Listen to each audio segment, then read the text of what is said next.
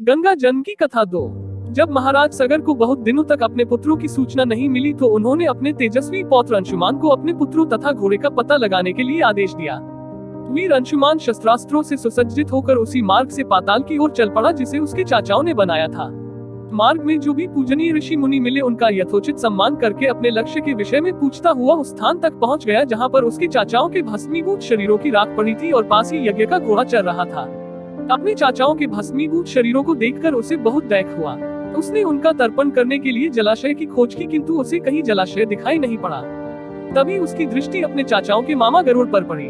उन्हें सादर प्रणाम करके अंशुमान ने पूछा कि बाबा जी, मैं इनका तर्पण करना चाहता हूँ। पास में यदि कोई सरोवर हो तो कृपा करके उसका पता बताइए।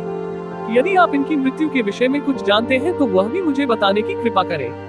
गरुड़ जी ने बताया कि किस प्रकार उसके चाचाओं ने कपिल मुनि के साथ उद्दंड व्यवहार किया था जिसके कारण कपिल मुनि ने उन सबको भस्म कर दिया।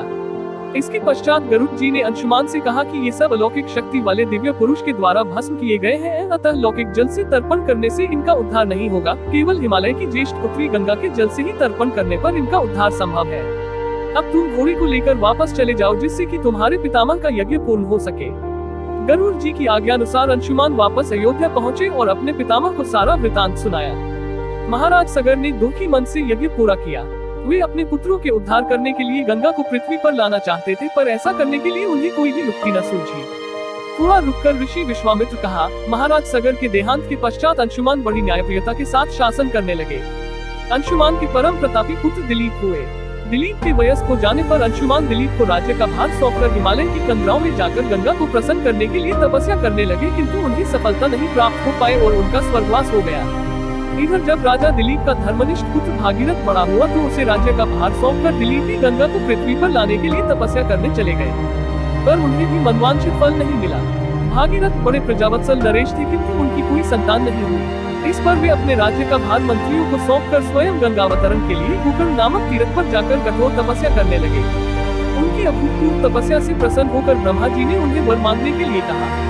भागीरथ ने ब्रह्मा जी से कहा कि हे प्रभु, यदि आप मुझ पर प्रसन्न हैं तो मुझे यह वर दीजिए कि सगर के पुत्रों को मेरे प्रयत्नों से गंगा का जल प्राप्त हो जिससे कि उनका उद्धार हो सके।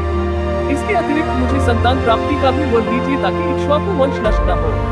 ब्रह्मा जी ने कहा कि संतान का तेरा मनोरथ शीघ्र ही पूर्ण होगा, किंतु तुम्हारे मांगे गए प्रथम वरदान को देने में कठिनाई यह है कि जब गंगा जी वेग के साथ पृथ्वी पर अवतरित होगी तो उनके वेग को पृथ्वी संभाल नहीं सकेगी। गंगा जी के वेग को संभालने की क्षमता महादेव जी के अतिरिक्त किसी में भी नहीं है। इसके लिए तुम्हें महादेव जी को प्रसन्न करना होगा। इतना कहकर ब्रह्मा जी अपने लोक को चले गए। भागीरथ ने साहस नहीं छोड़ा। वे 1 वर्ष तक पैर के अंगूठे के सहारे खड़े होकर महादेव जी की तपस्या करते रहे। केवल वायु के अतिरिक्त उन्होंने किसी अन्य वस्तु का भक्षण नहीं किया। अंत में इस महान भक्ति से प्रसन्न होकर महादेव जी ने भागीरथ को दर्शन देकर कहा कि हे भक्त श्रेष्ठ, हम तेरी मनोकामना पूरी करने के लिए गंगा जी को अपने मस्तक पर धारण करेंगे। इसकी सूचना पाकर विवश होकर गंगा जी को सूर्यलोक का परित्याग करना पड़ा। उस समय वे सूर्यलोक से कहीं जाना नहीं चाहती थी, इसलिए वे यह विचार करके कि मैं अपने प्रचंड वेग से शिव जी को बहाकर पाताल लोक ले जाऊंगी, वे भयानक वेग से शिव जी के सिर पर अवतरित हुई। गंगा के इस वेगपूर्ण अवतरण से उनका अहंकार शिव जी से छुपा न रहा। महादेव जी ने गंगा की वेगवती धाराओं को अपने जटाजूट में उछाल लिया। गंगा जी अपने समस्त प्रयत्नों के बाद भी महादेव जी की जटाओं से बाहर न निकल सकी। गंगा जी को इस प्रकार शिव जी की जटाओं में विलीन होते देख भागीरथ ने फिर शंकर जी की तपस्या की। भागीरथ के इस तपस्या से प्रसन्न होकर भगवान शंकर ने गंगा जी को हिमालय पर्वत पर स्थित बिंदुसर में छोड़ा। छूटते ही गंगा जी 7 धाराओं में बढ़ गए। गंगा जी की 3 धाराएं हलादनी, पावनी और नलिनी पूर्व की ओर प्रवाहित हुई। सुचक्षु, सीता और सिंधु नाम की 3 धाराएं पश्चिम की ओर बढ़ी और 7वीं धारा महाराज भागीरथ के पीछे पीछे चली। जिधर जिधर भागीरथ जाते थे उधर उधर ही गंगा जी जाती थी। स्थान स्थान पर देव, यक्ष, किन्नर, ऋषि मुनि आदि उनके स्वागत के लिए एकत्रित हो रहे थे। जो भी जल का स्पर्श करता था अब बाधाओं से मुक्त हो जाता था। चलते चलते गंगा जी उस स्थान पर पहुंची जहाँ ऋषि जरूर यज्ञ कर रहे थे। गंगा जी अपने वेग से उनकी यज्ञशाला को संपूर्ण सामग्री के साथ बहाकर ले जाने लगी। इससे ऋषि को बहुत क्रोध आया और उन्होंने क्रुद्ध होकर गंगा का सारा जल पी लिया। ये देखकर समस्त ऋषि मुनियों को बड़ा विस्मय हुआ और वे गंगा जी को मुक्त करने के लिए उनकी स्तुति करने लगे। उनकी स्तुति से प्रसन्न होकर जहनु ऋषि ने गंगा जी को अपने कानों से निकाल दिया और उन्हें अपनी पुत्री के रूप में स्वीकार कर लिया। तब से गंगा जाह्नवी कहलाने लगी।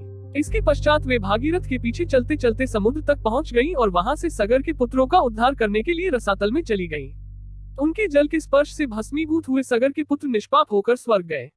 उस दिन से गंगा के 3 नाम हुए, त्रिपदगा, जाह्नवी और भागीरथी।